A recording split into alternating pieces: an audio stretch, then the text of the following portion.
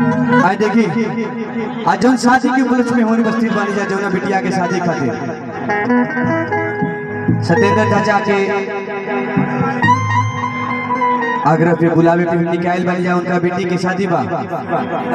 देखी अरे की बेटी देखिए एगो माई समझाओ दे अपना बेटी की कि देखा बेटी जाकर ससुराल में नया नया घर है, देखिए कैसे रही है, समझ के रही है, कैसे सिखाते हैं। देखिए अपन भोजपुरी की संस्कृति है, सभ्यता हमारी सिखावेली सन बेटिया के।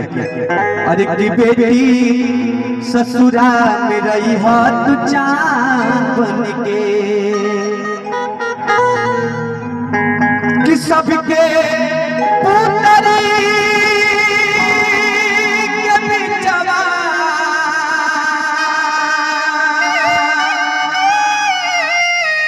वो सबके पुतरी के बिचवा अरे परान बन के कि बेटी ससुरा में रही हाथ चांद बन के, बेटी ससुरा में रही हाथ चांद बन के।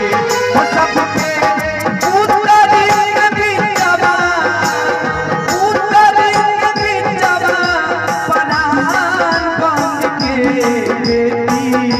ससुरा में रही हाथ चांद बन के, बेटी ससुरा में रही हाथ चांद बन के।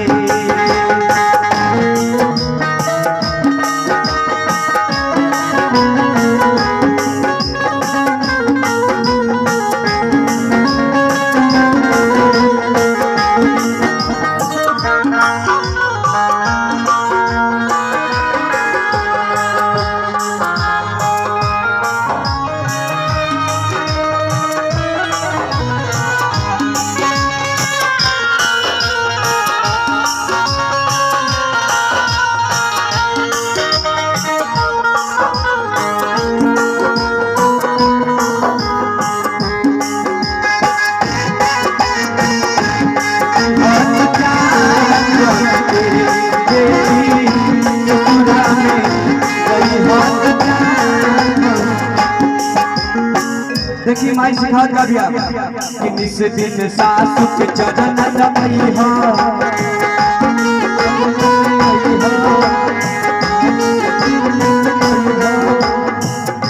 वो बिटिया सबसे पीछे खई हो,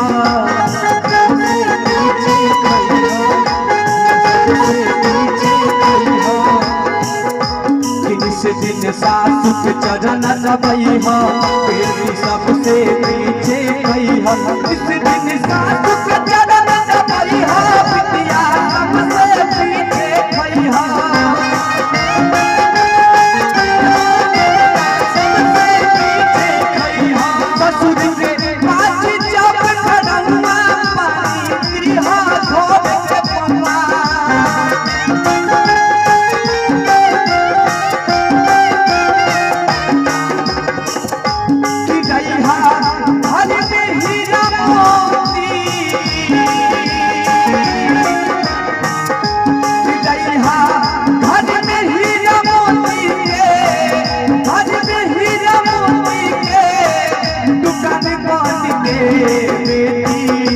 ससुरा में रही हाथ चांद बन के, बेटी ससुरा में रही हाथ चांद बन के।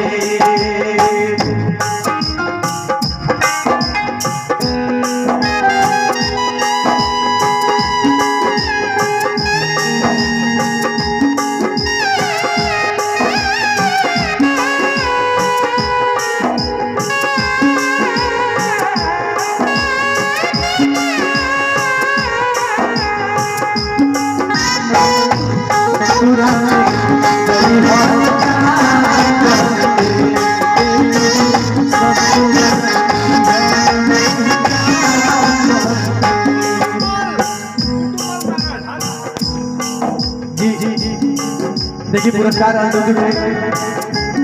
आदरणीय गुड्डू मल लान के मालिक, मैरिज हॉल के मालिक गुड्डू मल आपके तरफ से और एक भैया और आपके तरफ से पुरस्कार का स्वागत आपके सर। और क्या समझे कि साँझ के तन को समय चपैया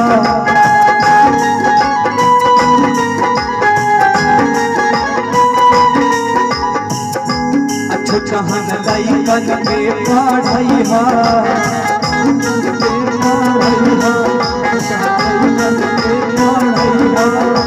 साँझ के तनिको समय चपैया छोटहन लइकन के पढ़ैया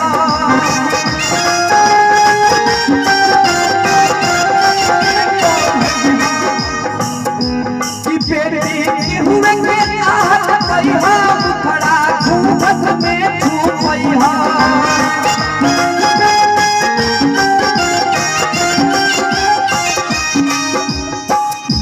कि दैहा घर में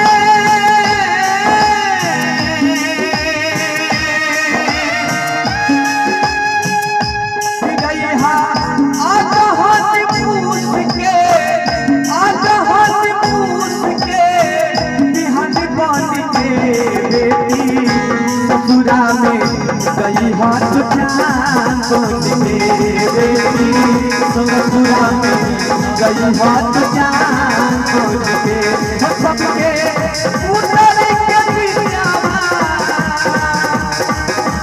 सबके उतर के बियावा बड़ा बन के बेटी ससुरा में गई हाथ जान बन के बेटी ससुरा में गई हाथ जान बन के बेटी ससुरा में गई हाथ जान बन के बेटी ससुरा में गई हाथ जान बन के।